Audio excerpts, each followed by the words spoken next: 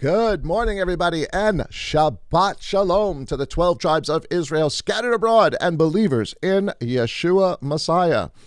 Shabbat Shalom to everybody on this first day of Unleavened Bread. Hope you guys are enjoying your day. The holidays are upon us, and we had a really, really great time last night. We're going to talk a little bit about it today. Brother Max, where are you? There you are, man. Hey, man, Shabbat Shalom. Shabbat Shalom. How's it going? Good. We're all, I think, a little bit tired today. Yeah, everybody's a little bit tired, for sure. Everybody's just a little bit tired. Yeah, we had an awesome time yesterday. Yeah, how was? Let me hear it. Well, actually, before we do that, before we go into all that, we hope everybody had a great Passover last night. Everywhere. I really can't wait until the day that we can all get together, all the LMC, and have a big Passover together. Maybe one day we'll be able to do that. But I saw some of the pictures and stuff that people were sending out. Awesome stuff. It was really exciting to see. Yah's people getting together. That was really cool. So let me hear. This morning, we're gonna talk about Passover. We're gonna talk about burnt offerings, actually, too. We're gonna talk a little bit about burnt offerings, and we're gonna get into a little bit of conversation because we're the season. It's right here. It's upon us, and I want to, hopefully we'll be able to get to it. I think we will. What could you imagine what the disciples were thinking? The after the arrest and then after the crucifixion, and so we're gonna get into all of that and what was kind of going on for the 3 days. But before, try to get into their mindset, right? Yeah. Try to get into their mindset. I mean, they're just people, right? They're just people like us. Young people. Young people. Yeah, isn't that crazy? Yeshua was like 31 years old. That's you think about that. Now being old, I mean, of course, when you're 28, 29, 30, you're thinking, oh, man, I'm getting old, I'm mature. But you get to be your age, Max, and you look back at somebody who's 30, you're like, oh, man, they're so young. They got, and yet, that was Yeshua. David, your nephew, my son, he just turned 30. I know. Right? It's sad when your nephews and nieces are in their 30s, man. You're like, oh, my goodness. I know, yeah. Reality hits you. Yeah, right. Reality hits you. But time stops for no one. Yep, exactly. But yeah, we had an awesome time yesterday. We went over to my niece and my nephew, Jake and Victoria's home. Beautiful home. Beautiful view. They're up on a mountain, so the mountain views up there of the land. And we had the Passover. They did a leg of lamb, and they did an excellent job. Excellent job. Nice. We all brought food, all different stuff. Unleavened breads and stuff, and got to share with one of their friends who's been on a journey. I've had him in our home before on a fellowship, and a nice young man, really seeking truth. And that was about an hour, and it was funny because where I was standing in their kitchen, it was like underneath their the main center of their light, and man, I felt like you back in the day. I was just sweating because it was like you felt like me under that light. but and even Jake was like, "Man, you look like a preacher." He handed me a cloth to wipe my head. Did you take an offering? Yeah, right. But those of you out there who have no hair on your head know that when you start sweating, you can wipe it off pretty easy, but there's nothing there to absorb the sweat. So that's just another side note. But so I got to share for about an hour, and then after the meal, we ate around 8 o'clock or so. We rested, ate for about an hour and talking, and then my nephew asked for me, to speak, and he gave me some nice. It was nice. He gave me a nice opportunity to share because there was 3 other people there that were related to them, and I'm gonna tell you from around 9:30 to about 5 to 12, got to share truth and lots of questions and nice. Just a good time. And we actually these people brought up that they wanted to get together again for another fellowship. It was great. Jake gave them all a version of the Scriptures Bible. I thought that was amazing. I didn't even know. Great gift. Yeah, brand new in the boxes. He was that was great a really gift. Great thing to do. And we even said, so there's nothing magical about this. You can line it up with an NIV, King James, but it's probably the closest thing that we have. I said, from the original Hebrew and all this, and of course, they were just like, wow, so it was really awesome. And I tell you, like I said, by the time we got home, it was 12:15. By the time I fell asleep, it was probably 20 to 1, and then I was up at 6, and then I went back to sleep. And I tell you, today I'm still probably full more of joy than if I would have had 12 hours of sleep just from that experience we had last night. It was so worth it. It was awesome. Oh, great, man. That sounds great. You had an opportunity to share with some people. That's phenomenal. That's what it's all about, really. Amen. It was awesome. Let me hear about the Passover to the nations. We did a great job, man. Sister Karen did a phenomenal job setting everything up, getting everything decorated and planned, and the food, and we just had so much food. Of course, like I said, food from the nations, right? Mm-hmm. We had everything, and we did have rice and beans. We had rice and gandules. So, but it was really, really good. Of course, we made the lamb. And we had a good time. We had a really good time. We did have some visitors too, so we tried to, kind of explain things to them. Plus, it was also a Sabbath last night. Mm-hmm. So we had, the traditional lighting the candles, Sabbath, the weekly Sabbath. So everything kind of falls on that one day. Today, being the high Sabbath, it all kind of falls together. But we had a great time. Food was awesome. Fellowship was awesome. We had fun with each other. And it was just a great time in Yah. The only downside of it is that we know we have other LMC family, and I just can't wait for the day that we can all sort of be together and eat together, and that'll be like a 7-hour, 8-hour thing, I guarantee you, when we get together like that. But it was fun. It was a lot of fun. Yeah, and I think, Yah willing, the closest thing we'll get to that is tabernacles too. So we will have an opportunity to have an extended, fellowship like that. But we thought about the same thing last night. We were talking.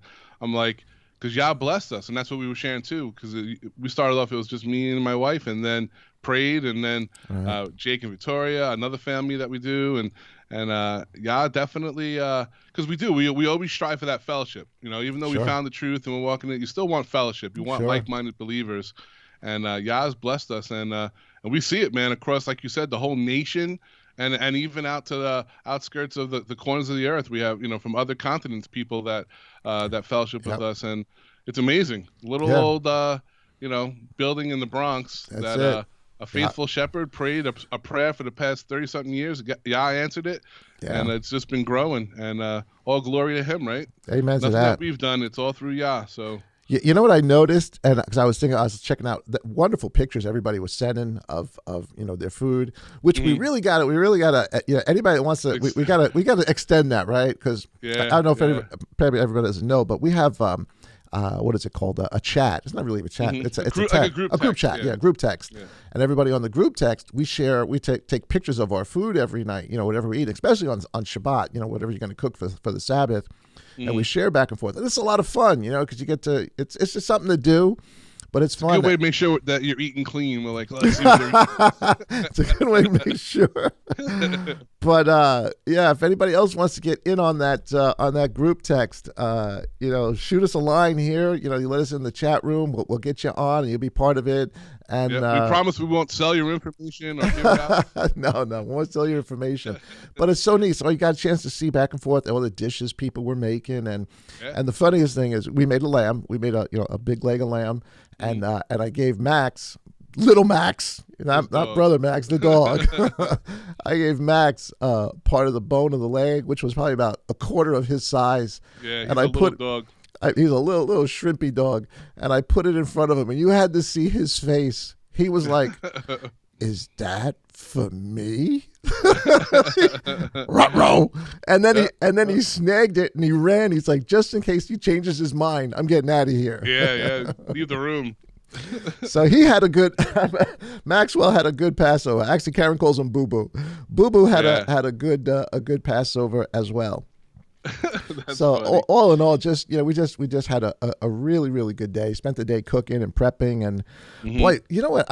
You of course we've talked about this before, but you realize from the first time that we did Passover, when we first began to understand things, to what you do now, each year you get better. Yeah. Right. Each year you understand more, and I'm telling you, I know I've said this multiple times the last couple of weeks, but this is so true. We do not learn by hearing. Mm-hmm. We don't learn by intellectual knowledge. We learn by doing.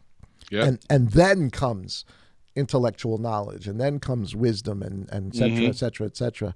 Because each year that we do this, it's you pick up things that you didn't realize before, and it just becomes so real to you.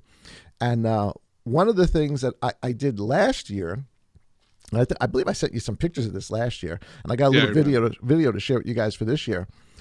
The commandment says, when they got out of Egypt, they weren't allowed to take leftovers of the lamb, right? You had to eat as much of the lamb as you could, that night. That's why it said to make sure you have a lamb that's proportionate to the size of your family. Yeah, you didn't want to get a 40-pound lamb for 3 people. 40-pound lamb, that'd be huge.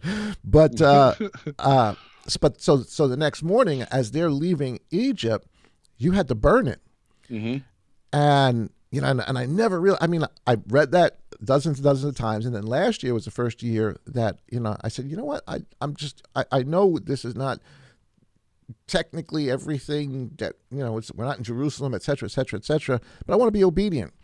So we had leftovers from last year, and I didn't we didn't take them as leftovers. That next morning, I went out before the sun and did on a barbecue, did a burnt offering, burnt it all up. And I tell you, what a phenomenal experience! Seeing the flames of that lamb go up, really, in a very real sense, connected me with our spiritual forefathers. Yeah. It was just so cool to see. And then let me show a video, because we did it again this year, and last year it was exciting to do. This year, as we're doing it, we put it out on the barbecue, all the fat and everything that was left over, because it was uncooked stuff that was left over. And Sister Emily and I went out this morning at like 5:36 in the morning before the sun rose to go ahead and do the offering, give a burnt offering. And here's what it looks like, guys. Let me see if this works. Hold on. There it is, our burnt offering.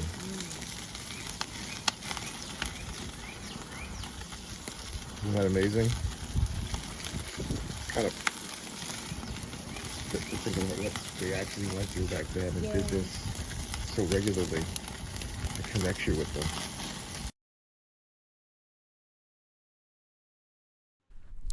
The audio on that, but those flames got so big.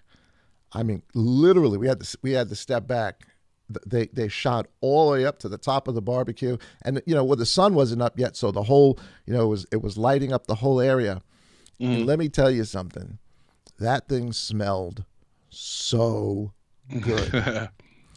It did. It smelled so good. You got all the fat burning and the meat cooking and just all of a sudden, that pleasing aroma. Oh, there it is, man. That it hit me. It's that pleasing aroma. Yah likes barbecues, bro. Yah's a barbecue guy. Yeah. And the smell of that was just it was wonderful. It really, really was wonderful. And I started thinking, when they got out of Egypt, as they were leaving Egypt, because I mean that was just a leg of lamb. Could you imagine the bonfire or all the fires that were going on in Egypt as they were leaving? Yeah, that the whole place must have had the aroma of the burning fat and just smelling throughout the whole land of Goshen and probably even beyond. Oh, beyond, yeah.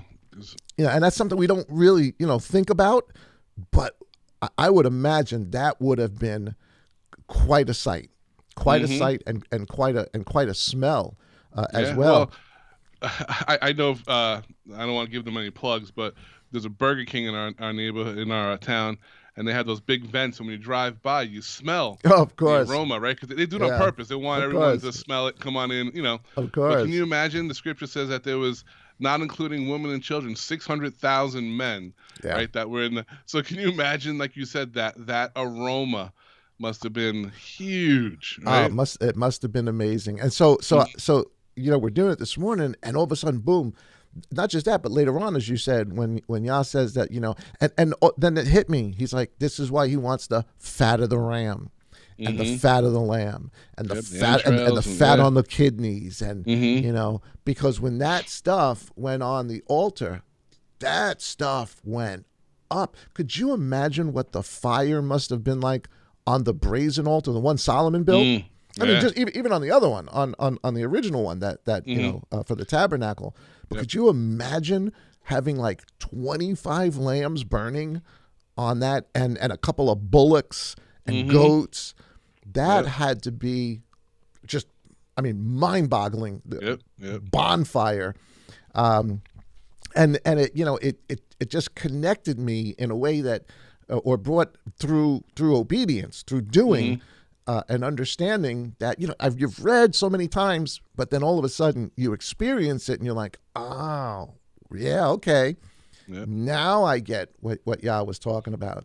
And it even went even further, because as we're watching this thing burn, I'm telling you, that heat got so intense, that fat burned so hot that the bone, because we had the whole lamb shank in there, and lamb shank is a big, big bone.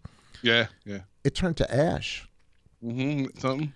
It burnt it to, and I'm hitting it, moving it around with. I don't think it's on that picture, but I'm moving it around with the utensil, and the bone is just crumbling down to starting ash. To break it, yeah. And then you realize the whole thing with the at night, the thief in the night, why they had to keep the fire burning, because there was a sacrifice on that. The all the burnt offerings would be burnt overnight. And, you let that down, and then in the morning somebody had to come in and clean out all that ash, and then take that ash and go put it in a set apart place, right? And all of us, like I said, it just became more real, and not that I didn't know it already. Picture lesson, right? Yeah, I was like, wow. That, and we didn't build an altar, because we're not supposed to build altars or anything like that. It's just a bonfire, but it or barbecue for us. But it was. And I think next year maybe what I'll do is I'll put like a little fire pit or something to do it. Yeah. But I like also, you said, you were trying to do as much obedience as we can, right? As much as we can. Whatever we can do in our own, without, like you said, wasn't an altar that you were building. It was you were trying to be obedient as much as we can. So. And again, you learn through doing. So I cooked the lamb, right? We cooked the whole thing. I sent out pictures. People saw the pictures and stuff. And I'm cutting up the lamb. And of course, there's Max salivating as I'm cutting up the lamb. That was me too. Also, the other Max, the first Max, was also salivating. So I got it all done, right? Got all the meat cut up, and all I have left is this bone, the whole leg shank. And, it still has some sinew on it, some little pieces of meat and fat that are attached to it. And I'm thinking, all right, I'm just going to, carve the whole thing so it's nice and clean. So we use that as our plate, put our unleavened bread, put the bone, put a glass of wine, the menorah, we got the whole thing. And I'm about to cut it and clean it. And I looked at it, and I'm telling you, it's just so crazy. The verse popped into my head. In Revelation, where John's weeping because there's nobody worthy to open up the seals, to start whatever the process is. And then he says, and I saw a lamb as though it had been slain. And I'm looking at this shank bone. I'm telling you, man, all the hairs are standing up on my arm, and, I'm like tearing up. And I'm like, you look at it and it's like, oh my, because it was a mess. Yeah, it was a mess, and you get that sort of visual picture in your head of really what the Lamb of God went through. He was a lamb as though it had been slain, and just some just a great couple of lessons that Yah he taught and showed you through doing. That's right, and that's awesome. So it was a good Passover for me. I enjoyed it. Like I said, we had a great time. The ladies did a great job setting up. It was just great. It was absolutely great. And I do have some leftovers of other stuff I can eat today. So yeah, I know. We even I was actually loving the unleavened bread, man. Because I don't even usually usually eat bread. doing the low carb diet. So I'm like, I don't know why people complain about unleavened bread. I was just loving it. Well, everybody's we're this is a good week to start to really share some recipes and stuff for unleavened bread, because you got. This is the whole week of unleavened bread, so we're already planning. Since Karen's already planning, we're gonna have we're gonna do our Italian night. We're gonna do matzo pizza, and that really is good. If you I don't know if you've ever had it before, but you can really make matzo pizza real good. Matzo dessert. I mean, there's so many things, honestly, you can do with the matzo. Some people had some great ideas. They made some meatballs and they brought it to the Passover. And of course, you can't put the leaven in it. What they did, instead of the breadcrumbs and all that, they just use the matzo. Pushed up matzo balls, season it, tasted phenomenal. And if you make the fresh unleavened bread, you can either do it in the oven or even in a frying pan, so you can keep it soft, and then you can even make like a Greek style gyro or gyro. Yeah. You can make it like with that, so because it's still pliable, you can fold it like a taco. So many different ways. Don't be limited to grill up some chicken. Yeah, it's so awesome. So it's like an unleavened taco or burrito. You can do all different stuff. So as whatever you can think of, there's a way to do it with the unleavened bread. So like you said, enjoy it.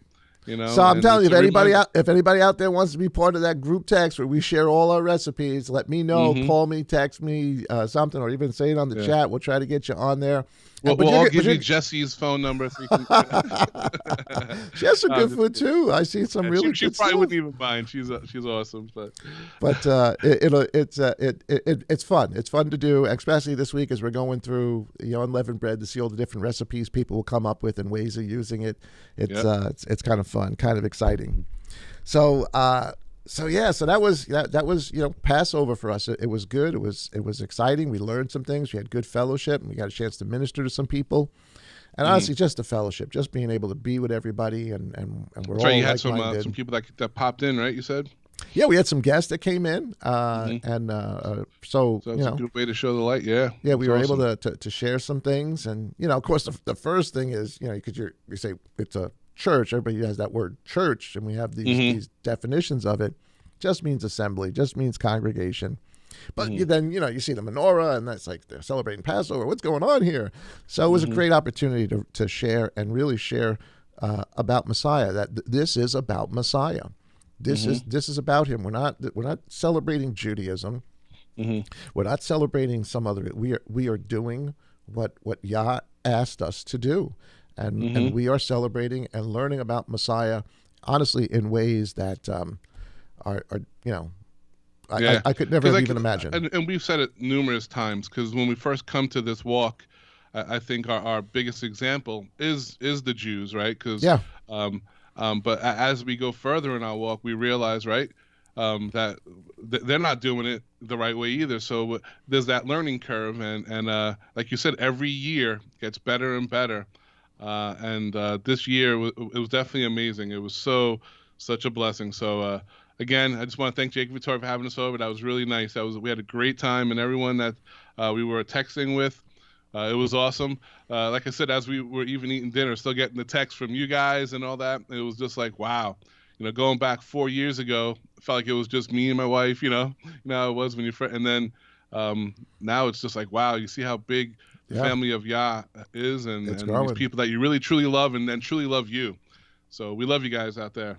It's interesting you just said that. When we first kind of start off, when we first begin to understand truth, we have this I guess initial concept of doing it the way the Jews did it, right? Passover and everything else. But then again, as you grow and you mature and you learn what the story is actually about, that changes, because in the beginning years, we did the whole Seder. Right, we did the whole Seder, played all the different elements, and that definitely is a Jewish thing. But what got me one year is I actually had a chance to meet Zev Parat. We were at. I love that guy, man. Yeah. I think he's great. I really do. So I got it. And he's always. I mean, he's bold in his witness. But I had a chance to meet him, right? And in talking with him, he. We got into the conversation about Passover and the Seder and stuff. Now, his background is he was an Orthodox rabbi. Mm-hmm. So I mean that's the whole, and his father was, and I'm talking like they're like some of the leaders of the multi-million-dollar leaders of the whole Orthodox movement there in Israel and also abroad. And of course he left that. Yah pulled him out of that after all of the training and all the years, because he just saw that it wasn't about Elohim. It was about, whatever the rabbi says, that's God's word, and you got to do it this way and things that way, and put your right foot in your pants first, then your left foot, and wash your right. It just overwhelmed him. I think he said they tried to pay him off. They tried to pay him like a couple of $1 million to stop, to not leave, the whole Haredi thing. But anyway, it's so funny. I remember you telling me a little bit about this years ago, and I didn't know who he was. And now that you just said that, I think, you're right. They did try to pay him off, you said, Yeah, I think they tried to pay him off. I think he got down to actually living on a beach somehow in a tent, him and his wife. Things just got really, really, went south of them. But this was Yah pulling him out of that. But all of that to say this, that I remember him saying, and at the time I didn't quite get it because I just was beginning to really understand. And he says, oh, we don't do the Seder. I was like, you don't do the Seder? He goes, oh, no. He says, that was made up by the rabbis. He says, this is stuff, the Haredi and the ultra Orthodox from the time of the 1st, 2nd century on put together. He says, no, we don't do that. That's not what Moses said to do. And at the time, I'm like, wow, okay. And, it had to percolate in me for a while, but I got it, especially when you hear how hot Yeshua is about all the traditions. Yeah. So, and then you think about it, really what happens is the whole Seder ceremony and all of that stuff is really, yes, it's a memorial to what happened in Egypt, but it was also kind of created as an alternative to the destruction of the temple.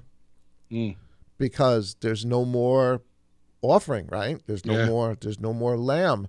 And so if you think about it, Yah's the one that destroys the temple. Satan destroys it, but Yah, as a vessel of Yah, he allows Rome to come in to destroy it. He said no more worship that way. And so what they did is they created this other thing. And of course it has nothing to do with Yeshua. Exactly. So that's the issue there. And so I thought that was really, really interesting. But that is the process or the progression we go through, because that's all we know, right? All right, this is how the Jews did it. But then as you mature, you realize, no, wait a minute. It's not about how our Jewish brethren did it. It's not about how our Gentile brethren do it. It's how Messiah said to do it and how Moses said to do it. Exactly. Because I remember even when I first started, doing the research when our eyes were open, I remember there was a Messianic or a Hebrew root style group, a small page, nothing big, not a big site, but on YouTube, and they still did the, leaving the seat for Elijah and all that. And then I realized, I remember, and I'm like, wait a minute, Yeshua says the Spirit, he already came through John the Baptist. There you go. What's going on? There you what's go. What's going on? So they followed so many of the traditions that, even in Messiah doing the Passover, they didn't get it. Yep. So we got to watch, we don't want to, but like I said, they still gave us the beginning knowledge but we learned. It's that stepping stone. It really is. Exactly. And we've got to be careful because, we need to do that stepping stone. We got to go through it and not just because again, there's lots of groups that are still putting the cup out there for Elijah, like you just said, not realizing Yeshua actually the disciples asked him about that. Right? They said that the rabbis say Elijah's gonna come, right? Which is the whole reason, for the whole cup, leave the door open, all that kind of tradition, spiritualism that gets added. Whether they were doing it in Yeshua's day, I would think so because they mention it. But Yeshua says, no, man, if you have the ability to understand, Elijah already came. Yep. So in one sense, they're correct because that's what Malachi says. Yeah, but, chapter 4, yeah. But yeah, so again, just another tradition that has no real validity to it. It's just a tradition, and but it's been wonderful. Each year we try to do it, better and better. And I tell you, I think one of the big things we learned this year, and actually I got to credit Karen with this, is the prep time. Mm-hmm. Right? Because if you wait till the last day, to actually begin prepping, you're gonna be in trouble. Yeah, it's overwhelming. Yeah, it's overwhelming. You're gonna freak out. You're gonna pull your hair out. You're gonna be upset. It really does take planning. It takes planning, and it takes putting the time in, so that on that day you're not running around like a chicken without a head, trying to figure out I got to do this, and so. But again, we learn. We learn. And that's even with Amy, like my wife too showed, you pick one day and, make it fun with the kids. You can all go through the house looking, making sure the leaven's out. And we actually went. So funny. I all day long I'm cooking, and every time I go in the cabin, I'm like, I know there's something in here. There's got to be something in here I missed. And guess what? I missed something, and it wasn't in the cabinet. It was in my refrigerator. I was so upset. Or the freezer. Yeah, the freezer too. Yeah. Yep. I was so upset. We actually went a different route this year too. Aside from the actual, like I said, the leavening agents. Amy went through Olivia's Room and all that, and we know what's going on because in our modern day, even science has become a religion, and all these things. Trust the science. All this, look to that more than anything, and all these things. And Disney has become, a god in people's lives where everything's revolved around that. And we went through her room and we found even, movies that, are just really bad leaven, in our home, just stuff that we clean out, all that too. That's great. It was an awesome feeling. Olivia was like, hey, Mom, look at this. Let's get rid of this. So we even went through that aspect too, to make sure that's out of our lives as well. Neat.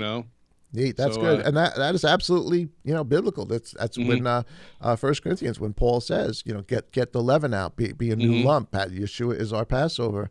He says the leaven of malice and anger. And, he goes through this whole list of things, which today, like you said, they're in we everything else. Because we see it now. They're pushing their doctrine. They're pushing a belief. Oh, no doubt. No doubt. So it's an absolutely anti-God belief. Anti-Yah belief, anti-Elohim belief, but you see that in the in the book of Acts. People got it and they started taking their books out and their witchcraft stuff, and they were burning it. They were getting the leaven out. It may not have been Passover when they were doing it, but they were getting. But then again, who knows? It may have been Passover when they were doing it. Because we forget when we were in Messiah, we still have these. We all do. We all have video collections, DVDs and all these things that you don't visit them anymore, but they're still in your home. So it's nice just to once in a while pick unleavened, like I said, and go through your home and get rid of those things. So that's just like I said, our what we did in our home. So, but it was freedom. It felt really good to get that out. Yeah. Sister Karen would call it purging. Yeah, purge. Exactly. Be a minimalist. She loves that. Just get rid of stuff. Get rid of it. We don't eat it. We don't use it. It's not of Yah. It does no real benefit. Yep. There's no benefit here in my home. But I'm telling. I don't know about getting rid of my baseball cards, man. I love my baseball cards. Actually, I'm gonna get rid of them. I got to get rid of them. I'm gonna sell them. Yeah, right. I'm gonna sell them. Mama didn't raise no fool. I'm gonna sell them. Yeah, your rookie Babe Ruth, you can give to me. Imagine if I had a Babe Ruth card. I wish. I got a Lou Gehrig card. I do have a Lou Gehrig card, 1956, 57. Yeah, I do got that. But all right, so boy, it's 10:30 already. So all right, so this week, and you and I've been talking about this for a while now. Mm-hmm. And I sent out a picture to a couple of people of what I found online that somebody put up there about Holy Week, and I don't even know if let me see if I can actually quickly. That was, on one of the group texts, right? Yeah, it was on one of the group texts, but I think I got it here. Let me see, because I like to let people. Here it is. So somebody put this out about Holy, and this is the concept of Holy Week, right? So there is Palm Sunday, and it says Palm Sunday, and then it says the day Jesus enters Jerusalem. And then there's Holy Monday, the day Jesus freed the sacrificial animals and cleansed the temple. Then there's Holy Tuesday, the day Jesus taught at the temple. Then there's Holy Wednesday, a disciple named Judas Iscariot betrayed Jesus for, it says just pieces of silver, but 30 pieces of silver. And then there's Maundy Thursday. I'm not even sure what the word Maundy means. Somebody maybe looked that up. I got no idea. Maundy Thursday, the Last Supper with the disciples, Jesus washes their feet. And then there's, of course, Good Friday, where Jesus was crucified on the cross. Darkness covers the whole earth. And then there's Holy Saturday, the day Jesus rested in the tomb. And then there's Resurrection Sunday, the day that Jesus is risen. His death, burial, and resurrection paid for our sins and gives all who believe in him eternal life. So, I saw that, and, of course, what my response is when I said that. Man, I said a lot more than that, but that's garbage. That's leaven. That has that's nothing. Bad leaven. That is some bad leaven, to which most of us were kind of, entwined in at some point. And so we've been going over, ever since we realized, and we can prove it now scripturally, that it's from the 10th of Nisan, when Yeshua rides in, because he's keeping the commandments, all the way to the 14th. So from like Matthew 19 to the crucifixion is only 4 days. It can't be 5, it can't be 6, it can't be 7, it can't be a holy week. It's 4 days. And they're Hebrew days. And so Messiah comes in on the 10th, curses the fig tree on the 11th, fig tree dies on the 12th, sends his disciples to go get a room to do the Passover, right? To do the Passover on the 13th, has dinner with them that night, and is arrested, going into the day of the early morning of the 14th. And then, of course, is crucified on the 14th. And so the idea that Yeshua and that the whole Last Supper was Passover. Here's just, we did this on a morning manna, but here's Luke 19, and let me see if I can bring this up so everybody can see it. Because and there's many other verses to look at. And once you understand, and again, it's doing, because you don't get this until you actually do it. And when you do it, you realize, oh yeah, no, that doesn't happen at that time of the celebration. So here's Luke 19 and around verse 15. This is after the arrest, right? So Yeshua has been arrested, and he's standing before Pilate. Again, this is one of our morning mannas. And look at, here we go. We'll start at verse 13. It says, a little bit lower, sorry guys.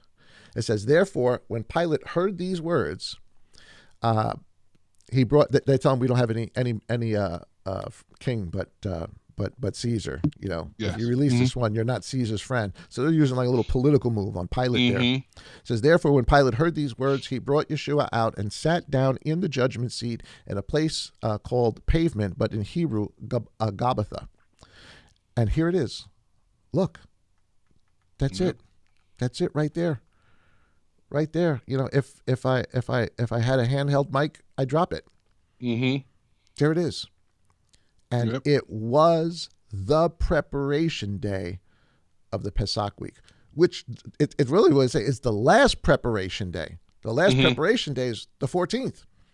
From early morning, cooking, getting all the things done. It's verse 14 too, right? Yeah, right. I saw that. But I try not to do those spooky things, finding these crazy fortune cookie things in the scripture, and because I know a lot of people do that. They go a little bit overboard with that. Bible roulette. Lord, speak to me. Yeah, right. And, it's right there. So I don't, stay away from that. That's more soothsaying than anything else. But there it is. Yep. So here's Yeshua at 12 o'clock in the afternoon, handcuffed, bound. He's been in a pit all night. He's been slapped around by the Pharisees. He's had a court date already. He was arrested. And now they pull him out of the pit to stand before Pilate. When? At 12 in the afternoon on the 14th day of the Aviv. And of course, and it tells us, and it was about the 6th hour. So the whole arresting takes all night long, you know, the whole Sanhedrin thing, and, you know, ripping open his jacket, you know, you blaspheme, tell us truly, are you the Messiah? You've said it, you know it. So all of that happens. So here it is at 12 o'clock in the afternoon. There he is on the preparation day, the last preparation day. And then, of course, we know just 3 hours later. So but by the time that he gets judged here, right, they say, you know, crucify him. We have no king. In fact, the next verse, 15, we have no king except Caesar. Oh, my goodness. They had no idea what they were bringing on themselves. Yeah.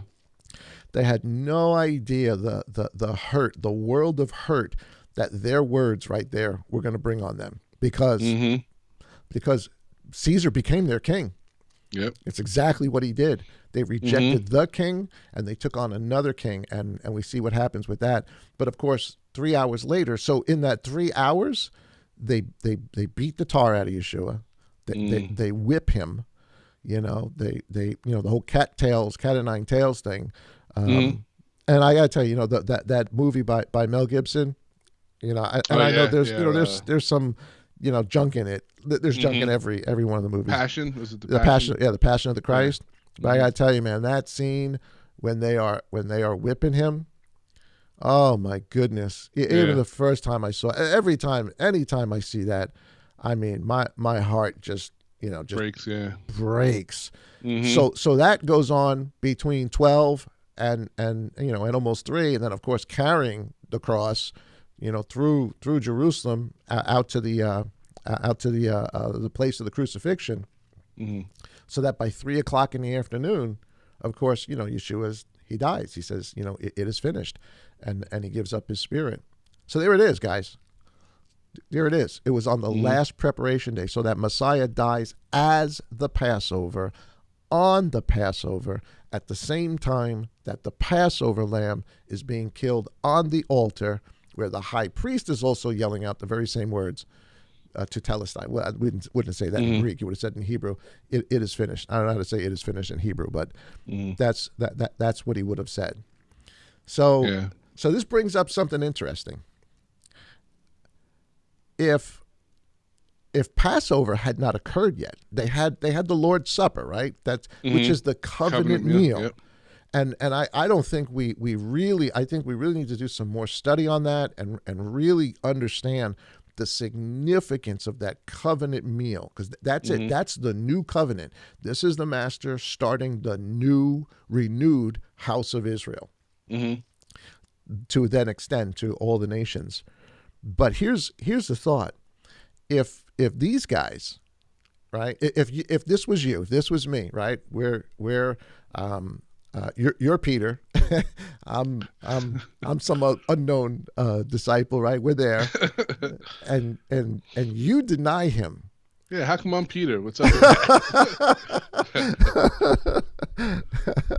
that? You deny him. I mean, vehemently, and he told you were going to do this, right? Yeah. And this is going on the night between the 13th, the eve of the 13th, and the 14th. Not Passover. That last supper they're having. All this is going on, so that by that next morning, you know, the call goes out to prayer, the cock crows, and you realize, man, you did it 3 times. It says he wept bitterly. You know, he just, you know, bawls and runs. And it was, you know, we beat up Peter, or you beat up Thomas for being, you know, doubting Thomas. It wasn't just them. It was all of them. All of them, yeah. You know, when the authorities come to wherever it is you are, and you see them arrest Yeshua, the leader. I mean, that's like you know, having the FBI come to your door, right? And they're you know, pounding on the door. We have a warrant. You know, your heart sinks, and then the thing you have to be thinking, just as a human being, the thing you have to be thinking is, if they took him, the next shoe has to drop. Yeah. And the next shoe's got to be, they're coming for us. And so just like Zechariah says, and Zechariah is a wonderful book. We're going to do a study on it soon at some point. But it says, strike the shepherd and the sheep scatter. So if that night is Passover, and even the priests say they don't want to go into the praetorium there because it would make them unclean taking the Passover, to eat the Passover Mm-hmm. that night between the evenings of the 14th and the 15th. So my question is, and there is no 100% answer, we're just putting it out there for people to kind of think about this. Do you think the disciples actually ate the Passover that year? Yeah, exactly. What do you think? I personally, I mean, there's no record, right, that they actually, because I know that they were supposed to go prepare a place, right? I think once that, like you said, that arrest came in, I think fear overtook everything, because, you know, we see that Peter went on back to fishing, right? 'Cause after that, he just, I think after that night, after that event, when he wept bitterly, he probably just went into hiding. You know, I don't know. I don't want to put words, but yeah, it's speculation on our part. Speculation, yeah. I personally, I probably wouldn't have, because it would have been at that point I would probably been playing low key, right? Try to, I don't know. Well, you know, I mean, it's a good question. It's a good. Certainly, you know? the preparation was already going on, and that's the other thing, you know, because and who would normally be doing all the preparation, right? You bring your lamb, you get your lamb from the temple, right? Mm-hmm. They kill it, they butcher it, they get it to you, you know, the portion based on, you know, what group you're going to be with. Well, who's doing all the cooking? Who's making all the unleavened bread? Who's doing all the, you know, the prep for that for that evening? The women are doing it. Mm-hmm. I know that sounds a little chauvinistic in the culture in which we live, but guys, that's the way it was. Yeah, that's the way it was in that culture.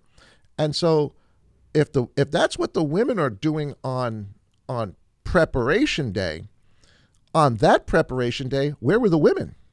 They were following Yeshua. Mm-hmm. They were up on the hill with him, right? Mary, the two Marys, they're all there. And that's not to say, you know, there couldn't be other women that were, you know, still doing it, but and even if, let's say, even if they got everything all prepped, right? Because it's a celebration. It's a celebration of the Exodus. It's the celebration of the, you know, the getting out of Egypt. What kind of a celebratory mood would you be in? Very somber, right? Somber, fear, you know, not knowing, you know, was were we wrong? Was he not, you know, who we thought he was? Because we know that's part of it, right? We know later on that's part of it, because when the they don't even believe the resurrection when the women come to them and tell them he's raised. Yeah. So isn't that something, how our flesh is so, right? It's yeah, because even in John, when he's you know, when he goes through the whole prayer, you know, they're still doubting, and he's like, verily, he keeps on telling them over and over again. They still don't get it. Yeah, you know, he told them multiple times. He told them multiple times that night. That night he told them, you know, the Son of Man's going to be is going to be taken. But so, you know, obviously Passover went on that night, but did they actually partake in it? I don't know. If it was me, and guys, I'm not saying this is, you know, doctrine or anything like that. We're just having a conversation here. I would think if it was me, I probably wouldn't have. How could you? Yeah. Right? And if you did, what kind of Passover? What a bummed out, you know, downer of a party would that be, you know, to be part of. And more than likely, now certainly we know that they stayed in that room. In fact, they wind up staying in that room. They own that room. They rent that room all the way up to the time of Shavuot. Yeah, that place. But yeah, did they actually celebrate? But here's another thought. So let's assume for a second that they did, right? So let's say that they all kind of went back to the upper room. You know, the meals there. Hey, who really ate it? You know, I'm sure you know a couple of bites because you're hungry, but this is not Passover. The Master is dead. He's in the grave. Could you imagine what Passover was like the next year? Yeah. Right? Yeah. That would have been a party I would have liked to have been part of. Oh, yeah. Yep. Right? That's a True. totally different Passover, because now they get it. A year later, they get it. They know who he is. They absolutely positively know who he is. They know he is the Passover lamb, what Saul winds up telling. And I've heard people say, well, should we as believers today, celebrate the Passover? Of course, we're way beyond that question. 1 Corinthians, Saul's talking to a predominantly Gentile group of people, and he tells them, keep the Passover, keep the festival, but keep it with unleavened bread.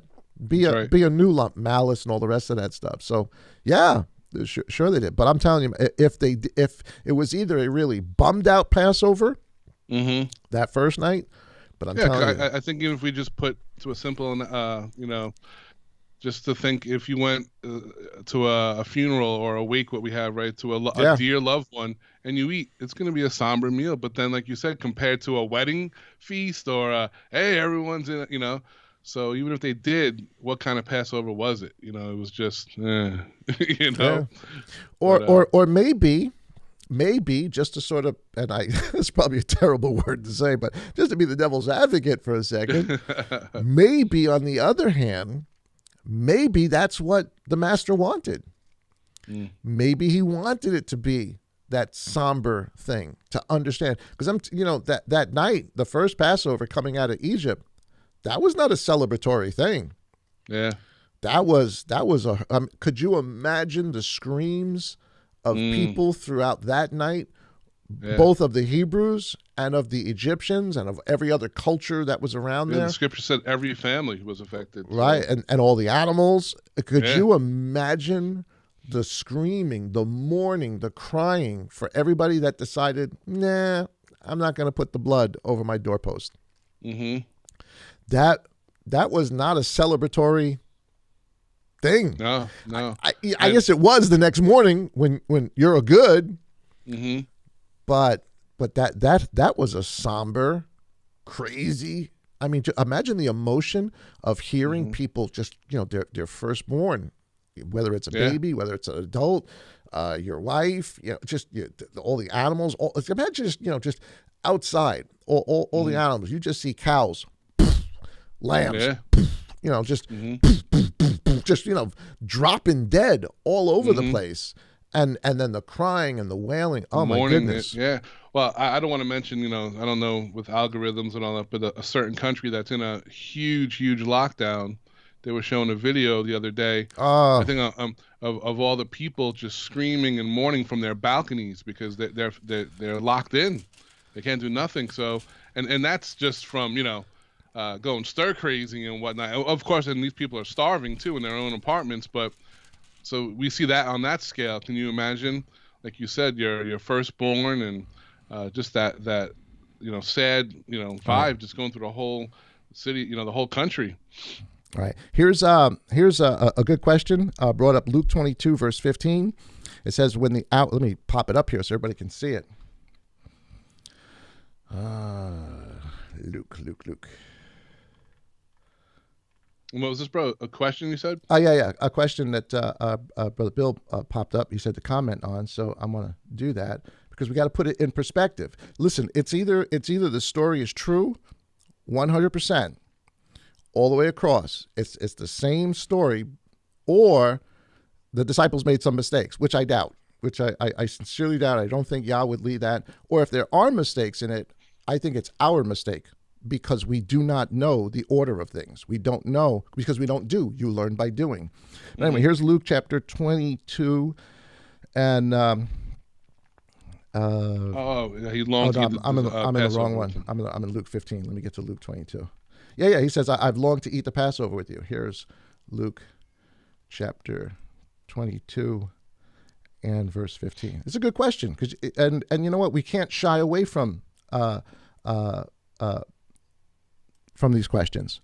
Here is Luke 22:15. Let me pop this up.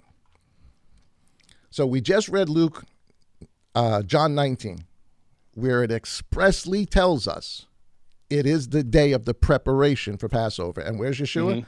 Tied. Nobody has eaten the Passover. So one possibility is, if you read this, and he said to them, with desire, I have desired to eat this Pesach with you before my suffering. So if this is the night of the 13th, they can't be eating the Passover then. That wouldn't be Passover. And thus, Yeshua would be breaking the commandment. We know Yeshua does not break the commandment. So is he saying that as they're eating, I have desired to eat the Passover with you? Or is he saying this preparation day, the 14th has started, I've looked forward to eating this Passover with you, but then he tells them, I shall certainly not eat of it again until it is fulfilled in the reign of Elohim. I think what he's saying is, I want to eat the Passover. For this event is why I have come, but I'm not going to eat it with you until I eat it again anew in the kingdom. Yeah, I think 14, that's what's being said. Not that he's saying, we're sitting here, we're eating it. I've longed to eat this Passover with you as we are actually eating it. Because there's so many other problems that come up with that, because Judas then has to go out and buy stuff. And everybody's like, wow, he's going to buy stuff for what? The money bag, yeah. For the festival. He's going to break the commandment, and Yeshua is going to watch him break the commandment and tell him it's okay to break the commandment, to go out and to buy and sell, to get stuff for keeping the commandments. Again, if you don't keep the commandments, you don't realize how wrong that is, how erroneous that is. So this is a great verse, because people certainly would point to it and say, well, all right, well, there it is. He's saying I ate the Passover with him. No, he's saying I wish with desire. And today we wouldn't use words like with desire. We'd say, I have wished to eat this Passover with you before my suffering. But he's not going to. Yep. For I say to you, I shall certainly not eat of it. We're not going to eat of the Passover meal again together until the kingdom. Yep. So I don't think there's any problem with that scripture. When you understand the order of events, I think it falls in very, very nicely. If you isolate it by itself and you reject every other account of all the other gospel writers, all the instruction given by Moses, all of the historical data, all of from the 10th to the 14th, all of the instruction on what happened on what day, and you reject all of that, and you just look at this, well then, yeah, I guess you could say, well, yeah, he's kind of saying it was the Passover when we ate it. But I don't think so. In fact, more than I don't think so. It wasn't. It couldn't have been. And if you shoot over even to verse, was it 34? He's going through, because he tells them in 33 that he prayed for them. That's John 17. Of what? He says in the same chapter you're in. And verse what? Verse 34? 33 and 34. All right. Actually, even 32. I was just reading it in 32. One more drop down. It says, but I have prayed for you, right? He's referring to John 17, that your belief should not fail, and that when you have turned, strengthen your brothers. He said to the master, I am prepared to go with you, both to prison and to death. And he said, I say to you, Kepha, the cock shall crow. This is exactly what he told him, right? Before the 3 times he's going to deny him. So this is happening during the covenant, same time. So it's the same covenant meal now he's talking about. They're going over in Luke. And he said to them, when I sent you with a purse bag and sandals, did you lack any? So... But like you said, the time event, knowing the event here of what's going on and the timeline is very key. Yeah, again, you have to take the whole story, and I think honestly that's one of the biggest mistakes we've made, and I see people making this mistake all the time. We pull out one verse, and we isolate that verse based on what our already preconceived ideas, because that's what everybody has said, and we put it into the exegesis. You're supposed to take out of the text what the author is actually saying, which is historically in context, grammatically in context, chronologically in context. You're not supposed to put into it what you already think. Now, just what group of people have come up with the whole idea of Holy Week and put this forward that this is Passover? What group has done that? Exactly. The very group who won't celebrate it. The very group who say this has nothing to do with him. The very group that says this, he's done with that people. He's now doing something else new. A little leaven leavens the whole lump. Exactly. We got to be careful of that. But that's a great question. That's a good question. And don't be afraid to tackle these questions, but do it logically, and do it in accordance with the rest of the information that has been given, because there can't be a contradiction. And if there is a contradiction, there's got to be a reason for it.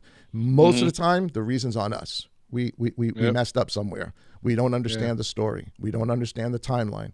We never did Passover, so we don't know what preparation day actually means.